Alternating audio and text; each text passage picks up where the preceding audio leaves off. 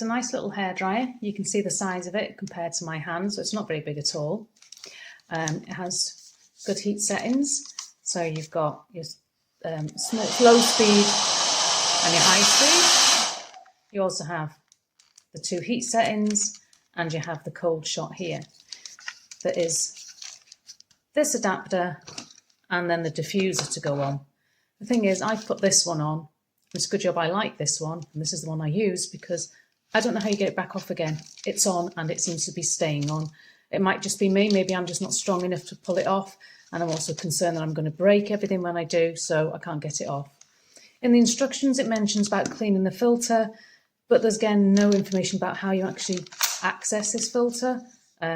So yeah, I don't know how you achieve the cleaning of it on a regular basis, but there's a filter in there that needs cleaning. It also mentions replacing the filter. It doesn't tell you where you get a replacement bit from or whether it is actually just washable, but a minor detail. I think the weight is good, makes it nice and easy for drying my hair, and due to the size, I'd be quite happy to take this one away with me on holiday because it's a good hairdryer. It's got plenty of oomph, a lot better than the holiday ones I normally take. So yeah, just a few little minor things with that one for me, but otherwise, yeah, a really nice hairdryer.